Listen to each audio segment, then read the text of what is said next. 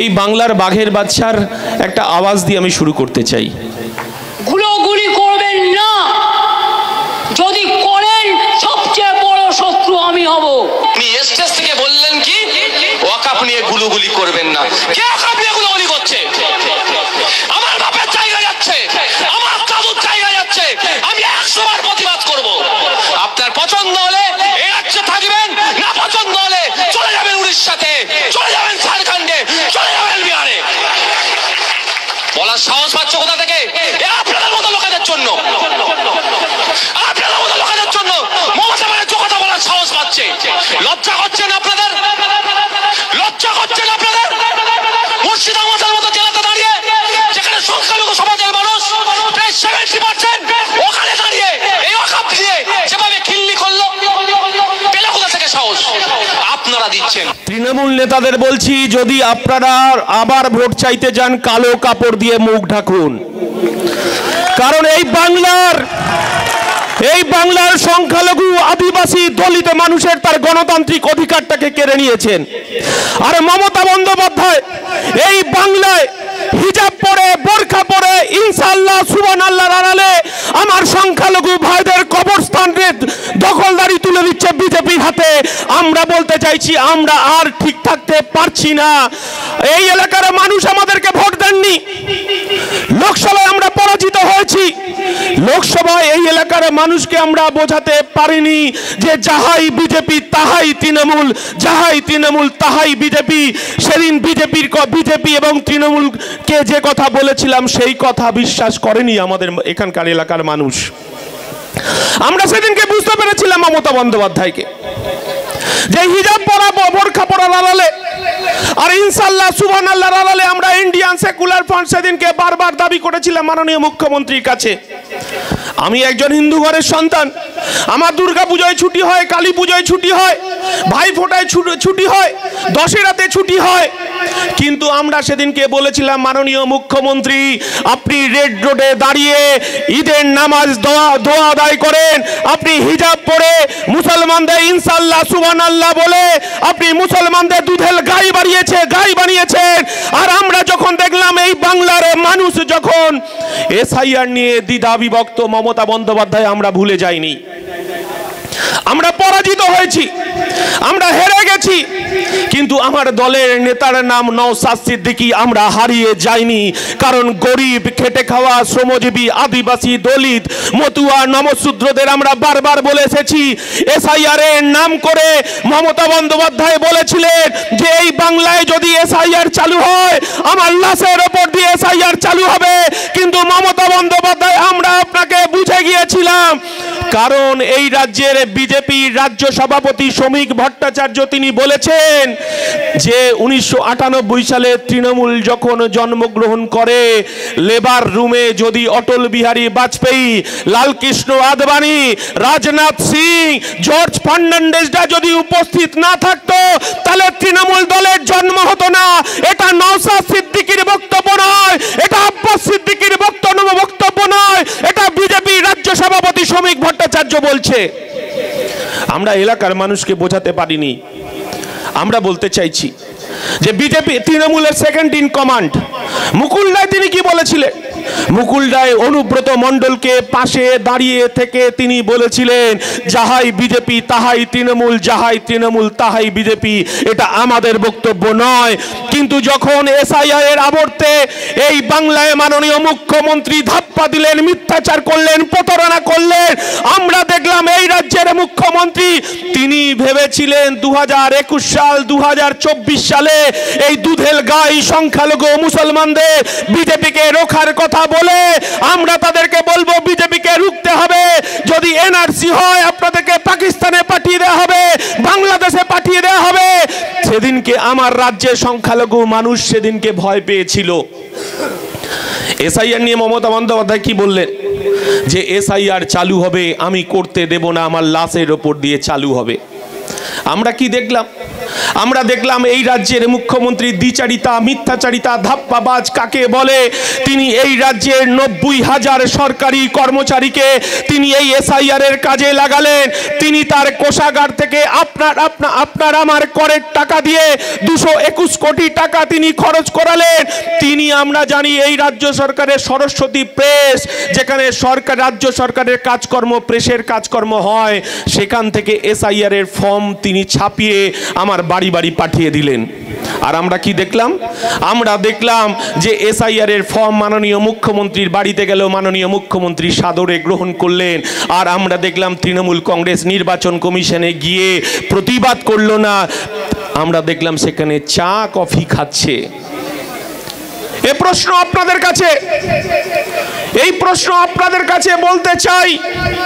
আমরা জানি মমতা বন্দ্যোপাধ্যায় আমাদেরকে মেরে ধরে মিথ্যে মামলা দিয়ে আমাদেরকে ঘরের ভেতর ঢোকাতে চেয়েছিল।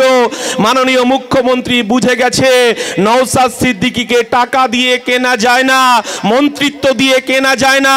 মাননীয় মুখ্যমন্ত্রী সেদিনকে আমাদের জেলে ভরে এটা প্রমাণ করতে চেয়েছিলেন যে এই রাজ্যে বিজেপি আর তৃণমূলের মাঝে কোনো নওশাদ সিদ্দিকী থাকবে না। তিনি হয়তো ভেবেছিলেন যে নওশাদ সিদ্দিকী হয়তো সিদ্দিকুল্লাহ চৌধুরী। মমতা বন্দ্যোপাধ্যায় সেদিনকে বুঝে গিয়েছিল। আপনারা জানেন কিছুদিন আগে এই রাজ্যের পরিযায়ী শ্রমিকের সমস্যা, আমরা বলেছিলাম পরিযায়ী শ্রমিকের পরিবাররা ভালো নেই। প্রতিদিন জানেজার নামাজে কফিনবন্দি দেহ আসে। আমরা প্রথম আওয়াজ তুলেছিলাম মাননীয় মুখ্যমন্ত্রীর কাছে। আমরা শ্রম দপ্তরে সেদিনকে গিয়ে শ্রমমন্ত্রী মলয় ঘটককে আমরা সেদিনকে বলে এসেছিলাম যে মাননীয় মন্ত্রী, আপনার দপ্তরে যারা পরিযায়ী শ্রমিক, যারা বিভিন্ন আমার রাজ্যের বাইরে যারা কাজে যায়, পৃথিবীর বাইরে, আমাদের পৃথিবীর অন্য দেশে যারা কাজে যায়, তাদের পরিবারগুলোর অবস্থা খুব শোচনীয়। তাদের কোনো নিরাপত্তা নেই, কারণ তাদের দেহ কফিনবন্দি দেহ অকাল জানেজার নামাজ অনুষ্ঠিত হয় মহল্লায় মহল্লায়।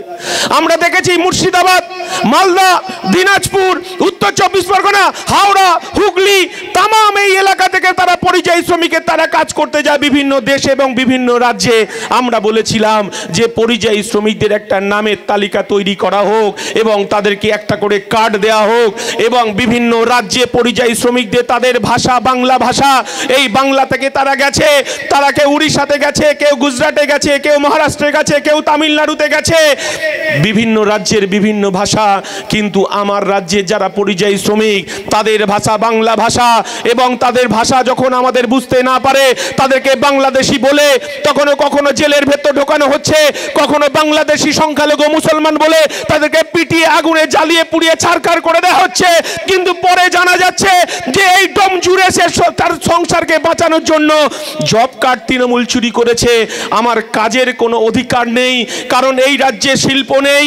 এই রাজ্যের মুখ্যমন্ত্রী শিল্প নামক ব্যবস্থাটাকে কাটমানিতে পরিণত করেছে। এখানে লুটেদের রাজত্ব চলে, এখানে সিন্ডিকেটের রাজত্ব চলে, কারণ মাননীয় মুখ্যমন্ত্রী যে 14 তলায় বসে আছে সেটা এই হাওড়া মানুষের, শ্রমজীবী মানুষের বস্ত্র শিল্পের হাব। সেখানে মমতা বন্দ্যোপাধ্যায় নবান্ন নাম দিয়ে সেখানে দখল করে বসে রয়েছে। আমরা এই কথাটা বারবার হাওড়ার মানুষের কাছে বলেছি। আমরা প্রত্যেকটা মানুষের কাছে বলতে চাইছি যে এই রাজ্যের প্রতারকের নাম মমতা বন্দ্যোপাধ্যায়, এই রাজ্যের একজন ধাপ্পাবাজ নেত্রীর নাম মমতা বন্দ্যোপাধ্যায়। কারণ মমতা বন্দ্যোপাধ্যায়ের নামের আগে থেকে সততা উঠে গেছে, এটা নিশ্চয়ই আপনারা জানেন। কারণ এই রাজ্যে দুটো ভাগে মানুষকে ভাগ করে দিয়েছে মমতা বন্দ্যোপাধ্যায়। একদিকে লুটে খাওয়া মানুষ আর একদিকে খেটে খাওয়া মানুষ। আর লুটে খাওয়া মানুষটা আজকে যারা আপনারা সভায় এসেছেন, অনেকে হয়তো কাটমানির সঙ্গে যুক্ত আছেন, অনেকে হয়তো লুটে বাহিনীর সঙ্গে যুক্ত আছেন, অনেকে মুখ খুলতে পাচ্ছেন না। কিন্তু এ কথাটা আপনাদেরকে বলি, এই রাজ্যের মুখ্যমন্ত্রী, এই রাজ্যে তিনি সংখ্যালঘুদের ত্রাতা হিসেবে বারবার বলেছেন, এবং ইনশাল্লাহ সুবহানাল্লাহ যখন বলেন, আমার অনেক মুসলমান পরিবারের বোনেরা ভাইরা তারা বলছেন এই মমতা বন্দ্যোপাধ্যায়ের মতো মুসলিম প্রেমী আর কেউ নেই। কিন্তু আমরা কি দেখলাম? মমতা বন্দ্যোপাধ্যায়কে এই ইনশাআল্লাহ সুবহানাল্লাহর আড়ালে বিজেপিকে এই রাজ্যে ডেকে নিয়ে এসেছে কে? শুভেন্দু অধিকারী। আপনারা জানেন শুভেন্দু অধিকারী মাঝে মধ্যে বলে থাকেন যে আমি এই রাজ্যে যদি মমতা বন্দ্যোপাধ্যায়ের সঙ্গে মেদিনীপুরে না থাকতাম, নন্দীগ্রামে যদি না থাকতাম, মমতা বন্দ্যোপাধ্যায় দিদি থেকে দিদিমা হয়ে যেত, এই রাজ্যের মুখ্যমন্ত্রী হতে পারতেন না। এই বক্তব্যকে শুভেন্দু শুভেন্দু অধিকারী, আর আমরা বলছি শুভেন্দু অধিকারী বিজেপি নয়, শুভেন্দু অধিকারী মমতা বন্দ্যোপাধ্যায় পাঠিয়েছে বিজেপির দালালি করার জন্য। আর এই রাজ্যের যদি কোনো লুট হয়ে থাকে, গরিব খেটে খাওয়া শ্রমজীবী মানুষের অর্থনৈতিক বুনিয়াদকে চুরি করেছে তৃণমূল, 100 দিনের কাজ চুরি করেছে তৃণমূল, এবং আমফান ঝড়ের ত্রিপলটা পর্যন্ত চুরি করেছে তৃণমূল। এটা আমাদের গর্বের বিষয় যে আমরা এটুকু জানি সংবিধান আছে বলে আমার বাড়ির ছোট ছোট বাচ্চাদের মিড ডে মিলে চাল চোর জ্যোতিপ্রিয় মল্লিককে জেল খাটতে হয়। সংবিধান আছে বলে আমার রাজ্যের শিক্ষামন্ত্রী চোর শিক্ষামন্ত্রী 27 বছরের বান্ধবীকে নিয়ে জেল খাটতে হয়। আর আমার সংবিধান আছে বলে শেখ শাহজাহানকে জেল খাটতে হয়, কারণ আমরা সংবিধানের উপর ভরসা করি, সংবিধানের উপর বিশ্বাস করি। আমরা সেদিনকে মাননীয় মুখ্যমন্ত্রীর কাছে আমার চেয়ারম্যান 31টা সংগঠন নিয়ে সেদিন মাননীয় মুখ্যমন্ত্রীকে বলেছিলাম, মাননীয় মুখ্যমন্ত্রী এই বাংলার বেকার যুবক অসহায় মানুষ, তারা খেটে খাওয়া শ্রমজীবী পরিবারের সন্তান, তাদের যোগ্যতা আছে, ওবিসি সার্টিফিকেটটা তারা পেয়েছিল, কিন্তু ওবিসি সার্টিফিকেটের মাধ্যমে তাদের কোটাগুলো কোথায় চলে গেল, তারা এসএসসির পরীক্ষাতে কোটায় বসতে পারছে না, ডাক্তারি পরীক্ষায় বসতে পারছে না, ইঞ্জিনিয়ারিং পরীক্ষায় বসতে পারছে না, নার্সিং ট্রেনিংয়ে ভর্তি হতে পারছে না, কলেজে তিনি অনার্স নিয়ে পড়তে পারছে না। মাননীয় মুখ্যমন্ত্রীকে আমরা চিঠি দিয়েছিলাম, মাননীয় মুখ্যমন্ত্রী ওবিসি সার্টিফিকেটের কি হবে, আমার সংখ্যালঘু পরিবারের সন্তানরা ওবিসি থেকে বঞ্চিত হয়েছে। আমরা সেদিন মাননীয় মুখ্যমন্ত্রীকে চিঠি দিয়েছিলাম, মাননীয় মুখ্যমন্ত্রী আপনি বলেছিলেন সব হাতে কাজ চাই, সব পেটে ভাত চাই। এই রাজ্যের মানুষ বিশ্বাস করেছিল 34 বছরের বামফ্রন্ট সরকারকে সরিয়ে আপনাকে ক্ষমতায় এনেছিল। আপনি সেদিনকে স্লোগান দিয়েছিলেন দলতন্ত্র নয় গণতন্ত্র চাই, আপনি সেদিনকে স্লোগান দিয়েছিলেন 10,000 মাদ্রাসা তৈরি হবে। মাননীয় মুখ্যমন্ত্রী এই রাজ্যের মানুষকে আপনি বলেছিলেন যে এই রাজ্যে সংখ্যালঘু মানুষদের অসহায় 34 বছরের বামফ্রন্ট সরকার তাদেরকে অবহেলার মধ্যে রেখে দিয়েছে, এই 34 বছরের জগদ্দল পাথরটাকে সরাতে হবে। মাননীয় মুখ্যমন্ত্রী আপনার হিজাব পরার আড়ালে এই রাজ্যে সংখ্যালঘু মানুষরা তো আপনাকে বিশ্বাস করেছিল। সেদিনকে আমরা দেখেছিলাম এই রাজ্যের মুখ্যমন্ত্রী বুদ্ধদেব ভট্টাচার্য, এই রাজ্যের পুলিশ মন্ত্রী বুদ্ধদেব ভট্টাচার্য, সেদিন মাননীয় মুখ্যমন্ত্রী, সেদিন আপনি বিজেপির সঙ্গে ছিলেন, আপনি এই রাজ্যের আপনি বিরোধী নেত্রী ছিলেন। কলকাতার রাজপথে আমরা দেখলাম আপনি গোলায় একটা প্ল্যাকার্ড ঝুলিয়ে রিজবানুর রহমানের মৃতদেহটা পড়ে থাকতে দেখেছিলেন। এই বাংলার মানুষ দমদমের পাতিপুকুরে আপনি তার রিজবানুর রহমানের ছবিটা নিয়ে সেদিনকে একদিকে রিজবানুরের দাদা রুকবানুর রহমান, আর একদিকে আপনি সঙ্গে নিয়েছিলেন রুকবানুর মাকে, আর রুকবানুর মা বলেছিল আমি ইনসাফ চাই বুদ্ধদেব ভট্টাচার্য। সেদিন মাননীয় মুখ্যমন্ত্রী আপনি বুদ্ধদেব ভট্টাচার্যের পদত্যাগ চেয়েছিলেন, আর এই রাজ্যের সংখ্যালঘু মানুষ সেদিনকে আপনাকে বিশ্বাস করেছিল। কিন্তু এই হাওড়ার মানুষ আনিস খানকে ছাদ থেকে ছুঁড়ে ফেলে দেওয়া হলো। এই হাওড়ার মানুষ মাননীয় মুখ্যমন্ত্রী আপনার কাছে বিচার চাইছে, আনিসের বিচার চাইছে, তিলোত্তমার বিচার চাইছে, হাঁসখালির বিচার চাইছে, আর তামান্নাকে আপনি বোম মেরে দিলেন তার বিচার চাইছে।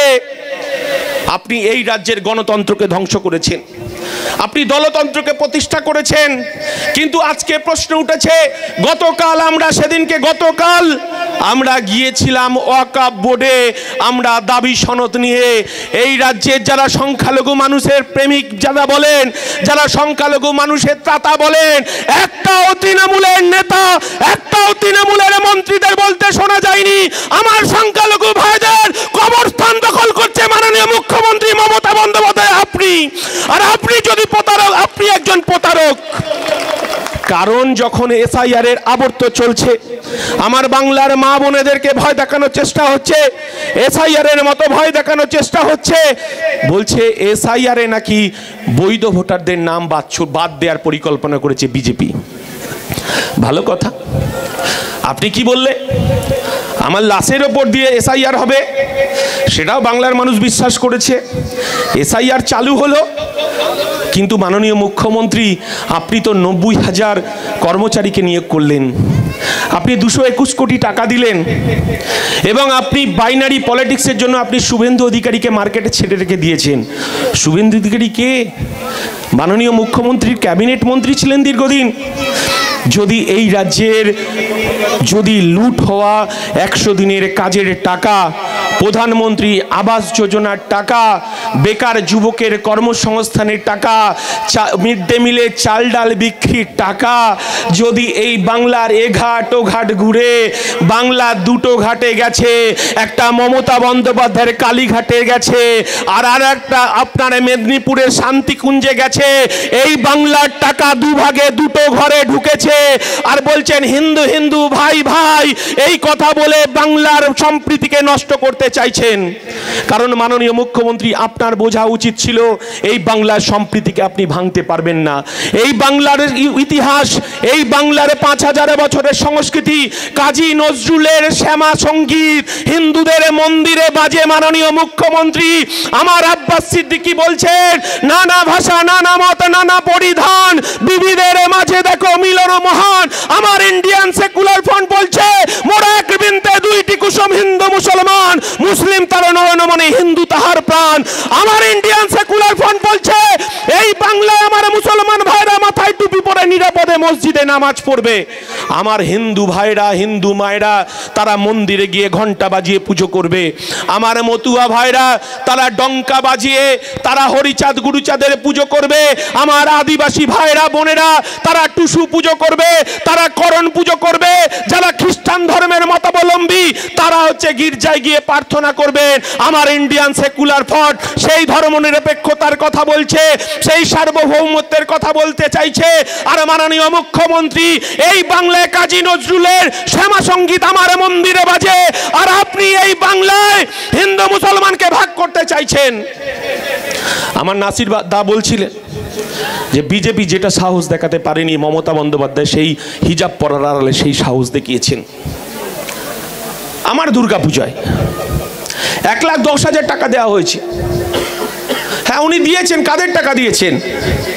এই রাজ্যের হিন্দু মুসলমান খেটে খাওয়া শ্রমজীবী আদিবাসী দলিত তার করের টাকা আমার দুর্গাপুজোয় দেওয়া হয়েছে। মমতা বন্দ্যোপাধ্যায় এই রাজ্যের মুখ্যমন্ত্রী, তিনি কি প্রমাণ করতে চাইছেন? এই বাংলায় আমার সম্প্রীতির বাংলা, এই বাংলা নেতাজির বাংলা, এই বাংলা স্বামী বিবেকানন্দের বাংলা, এই বাংলা আসফাকুল্লার বাংলা, এই বাংলা মাতঙ্গিনী হাজরার বাংলা, এই বাংলা বিনয় বাদল দীনেশের বাংলা, এই বাংলা আমার ক্ষুদিরামের বাংলা। এই বাংলাকে আমরা কখনো ভাগ হতে দিইনি। ব্রিটিশ সাম্রাজ্যবাদের বিরুদ্ধে লড়াই করেছে আমার মাতঙ্গিনী গান্ধী বুড়ি, সেদিন ব্রিটিশ সাম্রাজ্যবাদের বিরুদ্ধে বুক চিতিয়ে লড়াই করেছে, গুলিতে বুক ঝাঁঝরা হয়ে গেছে, তবু তিরঙ্গা পতাকা আমরা উপরে তুলে রেখে দিয়েছিলাম। আমরা সেই বাংলা থেকে বলতে চাইছি, মমতা বন্দ্যোপাধ্যায়, আপনি যদি মনে করেন এই বাংলা সম্প্রীতিকে আপনি ধ্বংস করবেন শুভেন্দু অধিকারীকে দিয়ে, কেন শুভেন্দু অধিকারীর কথা বারবার বলছি? শুভেন্দু অধিকারী যখন তিনি হিন্দু হিন্দু ভাই ভাই বলছেন, এই বাংলার সম্প্রীতিকে নষ্ট করছেন, যখন তিনি বলছেন এই বাংলার মুসলমান এমএলএদেরকে তিনি রাস্তায় আছাড় মারবেন, যখন তিনি সাম্প্রদায়িক কথাবার্তা বলছেন, তখন মমতা বন্দ্যোপাধ্যায় এই রাজ্যের পুলিশ মন্ত্রী, এই রাজ্যের মুখ্যমন্ত্রী, কোন থানা তার বিরুদ্ধে সুমোটো কেস করতে ভয় পায়। আর যখন আমার নওশাদ সিদ্দিকী এই বাংলার প্রতিবাদী কণ্ঠ, যখন সংখ্যালঘু মুসলমানদের দাবি নিয়ে যখন তিনি বলছে ওয়াকফ সম্পত্তি লুট করছেন মমতা বন্দ্যোপাধ্যায়, তার জবাব দিতে হবে। ওবিসি সার্টিফিকেট কেন কেড়ে নেওয়া হলো তার জবাব দিতে হবে। মাননীয় মুখ্যমন্ত্রী যখন বলছে প্রধানমন্ত্রী আবাস যোজনার টাকা লুট করেছে তৃণমূল, যখন তার কথা নওশাদ বলছে, যখন তিনি বলছেন এসসি এসটি সার্টিফিকেট যাদের পাওয়ার কথা তারা পেল না, উচ্চবর্ণের মানুষের হাতে দিয়ে গেছেন। মমতা বন্দ্যোপাধ্যায়, আপনি তো বলেছিলেন সব হাতে কাজ চাই, সব পেটে ভাত চাই, এই বাংলার যুব সমাজ আপনার পাশে ছিল, কিন্তু কেন 26,000 চাকরি চলে গেল? তার উত্তর কি নওশাদ সিদ্দিকী দেবে নাকি মাননীয় মুখ্যমন্ত্রী আপনাকেই দিতে হবে? আমরা সেদিনকে 3 বার চিঠি করেছিলাম মাননীয় মুখ্যমন্ত্রীকে। মাননীয় মুখ্যমন্ত্রীকে বলেছিলাম এই বাংলার খেটে খাওয়া শ্রমজীবী আদিবাসী দলিত মানুষ, এই বাংলার সংখ্যালঘু মানুষ, এই বাংলার আদিবাসী মানুষ, এই বাংলার সংখ্যালঘু মুসলমান, তাদের ঘরে ছেলে মেয়েদের ওবিসি সার্টিফিকেট চাইছে, তাদের কাজের দাবিতে তারা রাস্তায় নামতে চাইছে। আমাদেরকে ধর্মতলায় একটা 10 ফুট বাই 10 ফুট জায়গা দেওয়া হোক। এই বাংলার যুব সমাজ, এই বাংলার সংখ্যালঘু, এই বাংলার আদিবাসী, এই বাংলার মতুয়া, এই বাংলার নমশূদ্ররা ধর্মতলায় একটু কাঁদতে চায় মাননীয় মুখ্যমন্ত্রী। সেদিনকে আমাদেরকে পারমিশন দেয়নি মাননীয় মুখ্যমন্ত্রী। সেদিনকে আমাদেরকে পারমিশন দেওয়া হয়নি। এই বাংলার বাঘের বাচ্চা নওশাদ সিদ্দিকী সেদিনকে হাজার হাজার মানুষকে নিয়ে যেদিনকে ধর্মতলায় নেমেছিল, সেদিনকে মাননীয় মুখ্যমন্ত্রীকে আমরা বলেছিলাম আপনি জায়গা দেবেন না, সংবিধান আমাদেরকে জায়গা দেবে, সংবিধান আমাদেরকে সেই অধিকার দিয়েছে। সেই অধিকারের বার্তা নিয়ে সেদিনকে ধর্মতলায় যেদিনকে নেমেছিলাম, মাননীয় মুখ্যমন্ত্রী হাজার হাজার পুলিশ নেকড়ের মতো আমাদের উপর ঝাঁপিয়ে পড়েছিল। আমাদেরকে লাথি মারতে মারতে, আমার চেয়ারম্যানকে পেটে ঘুষি মারতে মারতে সেদিনকে লালবাজারে নিয়ে চলে যাওয়া হয়েছিল। মাননীয় মুখ্যমন্ত্রী ভেবেছিলেন নওশাদকে আবার আটকে সংখ্যালঘুদের মুখ বন্ধ করে দেব, তিনি ভেবেছিলেন মতুয়াদের মুখ বন্ধ করে দেব, আদিবাসী দলিত নামশূদ্রের মুখ বন্ধ করে দেব। এটা তো রক্তবীজ। মাননীয় মুখ্যমন্ত্রী বুঝে উঠতে পারেনি আমরা সংবিধানের উপর ভরসা ছিল। সেদিন সংবিধান আমাদেরকে 24 ঘন্টার মধ্য দিয়ে ছেড়ে দিতে বাধ্য হয়েছিল। সেদিন পুলিশ মন্ত্রীকে আমরা বলেছিলাম, সেদিনকে পুলিশকে আমরা বলেছিলাম যখন হিন্দু হিন্দু ভাই ভাই এই বাংলা সম্প্রীতিকে নষ্ট করছে, বাংলার পুলিশ মন্ত্রী তখন কলম চলে না। আর বাংলার মানুষের দাবি নিয়ে যখন নওশাদ সিদ্দিকী রাস্তায় আছে তখন তাকে লাথি মারতে মারতে জেলে নিয়ে যাচ্ছে। এই বিচারিতা বাংলার মানুষ দেখছে। আর আজকে আমরা যেটা সভা করছি মাননীয় মুখ্যমন্ত্রী, এসআইআর এর আতঙ্ক চলছে, ভোটার তালিকায় আমাদের নাম থাকবে কিনা থাকবে না সেই নিয়ে যখন আমরা চর্চা করছি, যখন এক প্রান্ত থেকে আর এক প্রান্তে আমরা দৌড়ে বেড়াচ্ছি যে আমাদের 2002 সালের ভোটার লিস্টে নাম আছে কিনা খুঁজছি, তখন মাননীয় মুখ্যমন্ত্রী ভেবেছে আমার সংখ্যালঘু ভাইরা ঘরের ভেতর ঢুকে গেছে, সংখ্যালঘু ভাইরা তারা বিশ্বাস করেছে আমার ওপরে, তারা হয়তো রাস্তায় থাকবে না। মাননীয় মুখ্যমন্ত্রী 5 দিনের নোটিশে তিনি ওয়াকফ সম্পত্তি অমিত পোর্টালে তিনি আপলোড করার নির্দেশ দিয়েছেন। আর মমতা বন্দ্যোপাধ্যায় বুঝে গেছেন যে সিদ্দিকুল্লাহ চৌধুরীকে পকেটে ভুরেছি আর ওই আপনার হুমায়ুন কবিরদের মতো লোকেদের পকেটে পুড়েছি, কিন্তু নওশাদ সিদ্দিকী বাঘের বাচ্চা জিন্দা আছে, রাস্তায় থেকেই প্রতিবাদ হচ্ছে। আমরা গতকালকে আমরা গিয়েছিলাম ওয়াকফ বোর্ডের কাছে, ওয়াকফ বোর্ডের কাছে বলেছি এত তাড়াহুড়ো কিসের, আমরা 1 বছরের টাইম চেয়েছি। আমরা বলতে চাইছি একজন প্রতারক মুখ্যমন্ত্রী, একজন মিথ্যাবাদী মুখ্যমন্ত্রী হিজাব পরার আড়ালে আমাদের ওয়াকফ সম্পত্তি দখল করতে চাইছে।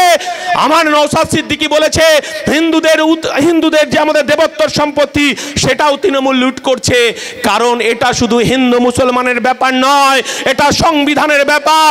সংবিধানের ওপর আক্রমণ এসেছে, সংবিধানকে লুট করা হচ্ছে।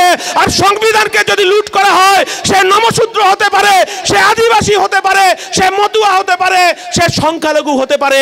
আমার নওশাদ সিদ্দিকী রাস্তায় থাকবে, এই কথাটা বলার জন্যই আমরা রাস্তায় এসেছি। আর কিছুক্ষণের মধ্যেই নওশাদ সিদ্দিকী ঢুকবে। আমরা বলতে চাইছি এই বাংলার সম্প্রীতিকে নষ্ট করতে চাইছে। এই বাংলার ইতিহাস আছে। আপনি 1992 সালে ফিরে যান। 1992 সালে কি হলো? আপনি 1992 সালে ফিরে যান। আজকে যারা বয়োজ্যেষ্ঠ মানুষ আছে, আমাদের বয়সী যারা আছেন, তখন হয়তো 3, 4, 5-এ পড়তেন। আমরা 1992 সালে এই বাংলার সংস্কৃতি, এই ভারতবর্ষের সংস্কৃতি, এই ভারতবর্ষের ধর্মনিরপেক্ষতা, এই ভারতবর্ষের ঐতিহ্য, সেদিনকে আমরা দেখেছিলাম 6ই ডিসেম্বর বাবরি মসজিদ ধ্বংস হতে। সেদিনকে আমরা দেখলাম সারা ভারতবর্ষে আগুন জ্বলছে, গুজরাটে আগুন জ্বলছে, উত্তরপ্রদেশে আগুন জ্বলছে, বিহারে আগুন জ্বলছে, ঝাড়খণ্ডে আগুন জ্বলছে, আপনার উড়িষ্যাতে আগুন জ্বলছে, সারা ভারতবর্ষে তখন আগুন জ্বলছে। আজকে যারা এখানে উপস্থিত হয়েছেন তারা অনেকে ছোট ছিলেন, তারা হয়তো অনেকে জানেন না, কিন্তু আমার বয়োজ্যেষ্ঠ যারা চাচারা আছেন, যারা কাকারা আছেন, 1992 সালের ঘটনায় আমাদের সেদিনকে ভয়ে আমরা জবুথবু হয়ে গেছিলাম যে এই বাংলাতেও হয়তো সাম্প্রদায়িক দাঙ্গা লাগবে। কিন্তু যে কথাটা বললে নয়, বলতেই হয়। সেদিন এই রাজ্যের মুখ্যমন্ত্রী ছিলেন জ্যোতি বসু। সেদিনকে আমার দাদুরা রেডিওর বার্তায়, এত ফোন ছিল না, এত টেলিফোন ছিল না, এত আপনার টিভি ছিল না, এত মোবাইল ছিল না, সেদিনকে রেডিওর বার্তায় আমার রাজ্যের মুখ্যমন্ত্রী জ্যোতি বসু সেদিনকে বার্তা দিয়ে দিয়েছেন। আমি আমার পুলিশকে বলে দিয়েছি যে দাঙ্গাবাজরা কখনো তৃণমূল হতে পারে না, দাঙ্গাবাজরা কখনো কংগ্রেসি হতে পারে না।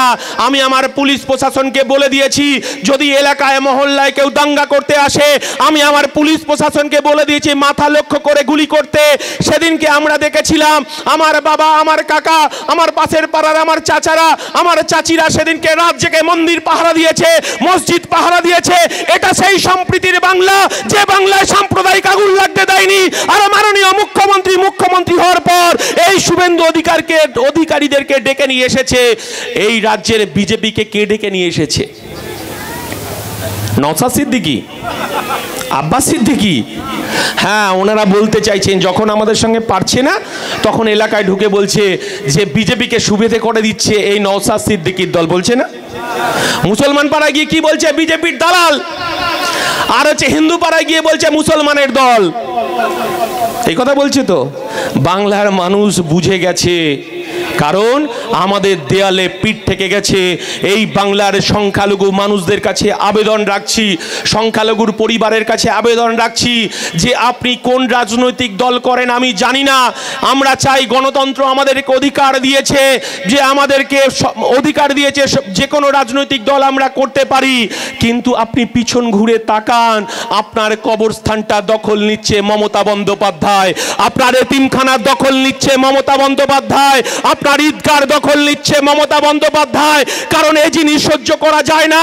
কারণ কিসের উমিদ পোর্টাল 5 দিনের নোটিশে কেন চুরি করা হচ্ছে ঈদগার জমি, কেন মসজিদের জমি চুরি করা হচ্ছে, এই উত্তর মমতা বন্দ্যোপাধ্যায় আপনাকেই দিতে হবে। এই এলাকার যারা সাংসদ আছেন তাকেই দিতে হবে, যারা এমএলএ আছেন তাদেরকেই দিতে হবে। আপনি মুসলমান সম্প্রদায়ের মানুষকে দুধেল গাই বলে তাদেরকে আপনি পকেটে ভরতে চেয়েছেন, এ জিনিস আর হবে না।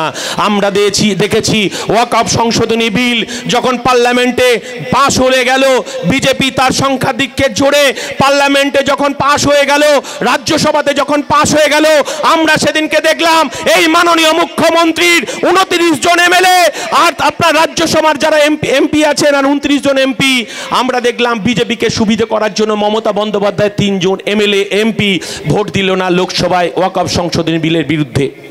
আমরা কি দেখলাম? রাজ্যসভায় যখন বিল পাশ হলো 2 জন এমপি ভোট দিল না রাজ্যসভায়, ওয়াকফ সংশোধনী বিল পাশ হয়ে গেল।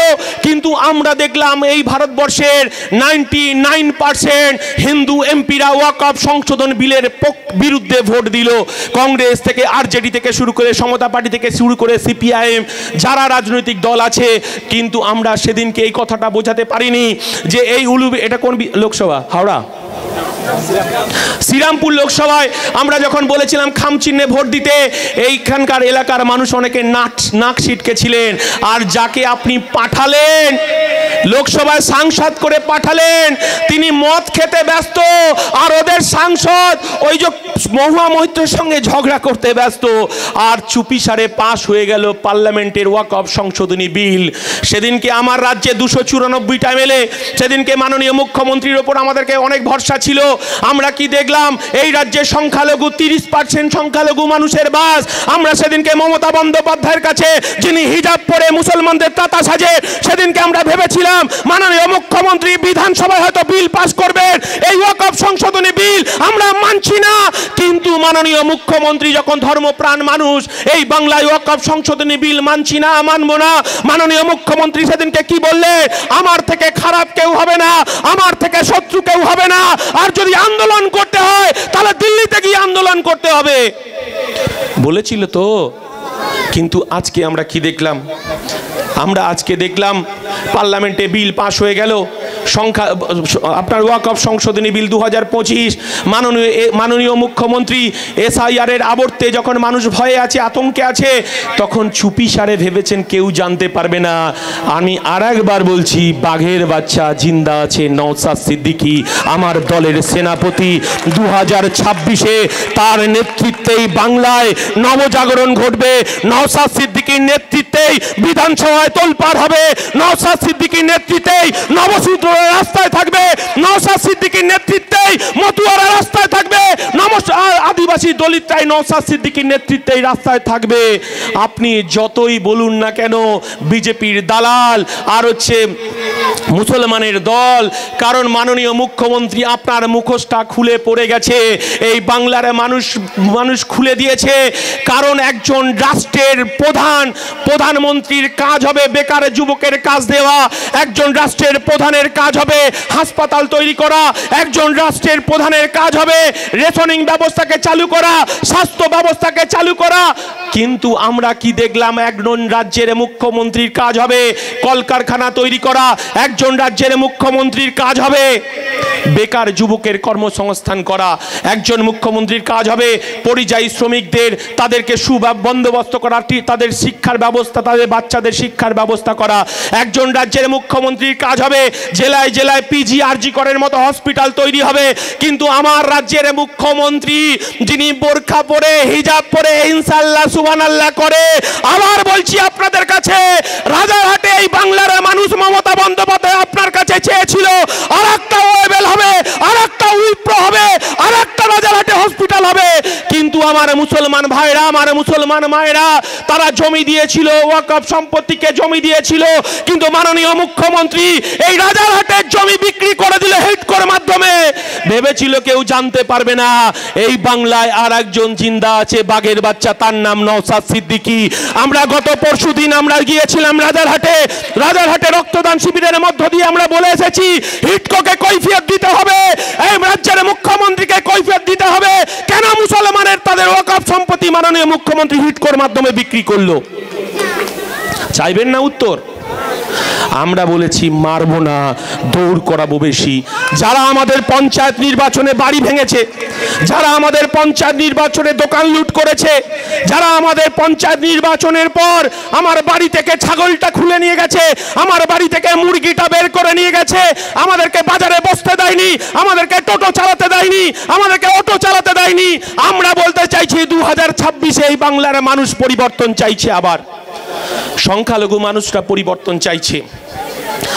যদি তামিলনাড়ুতে 6% মুসলমান, তামিলনাড়ুতে 6% মুসলমান, সেই রাজ্যের মুখ্যমন্ত্রী স্ট্যালিন যদি ওয়াকফ সংশোধনী বিলের বিরুদ্ধে গিয়ে সুপ্রিম কোর্টে মামলা করতে পারেন, আর আমার বাংলার মুখ্যমন্ত্রী মমতা বন্দ্যোপাধ্যায় রাজ্যে 30% মুসলমান, তিনি সুপ্রিম কোর্টে গেলেন না, সুপ্রিম কোর্টে গেলেন 294 জনের এমএলএর মধ্যে বাঘের বাচ্চা এমএলএ নওশাদ সিদ্দিকী সুপ্রিম কোর্টে গেছি আমরা মাননীয় মুখ্যমন্ত্রীকে বলতে চাইছি, আপনি যখন তিলোত্তমার বিচারের জন্য আমরা বিচার চাইছি, আপনি ভেবেছেন এই বাংলার মায়েদেরকে আপনি 500 টাকা 1000 টাকা দিয়ে আপনি কিনে নিতে চেয়েছেন।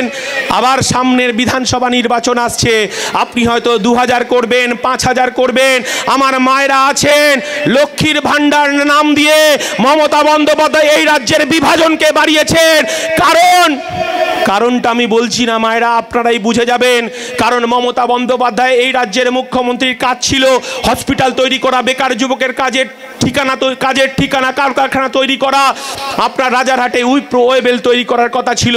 কিন্তু মাননীয় মুখ্যমন্ত্রী এই বাংলার আপনার আমার হিন্দু মুসলমানের করের টাকায় তিনি বললেন, কি বললেন?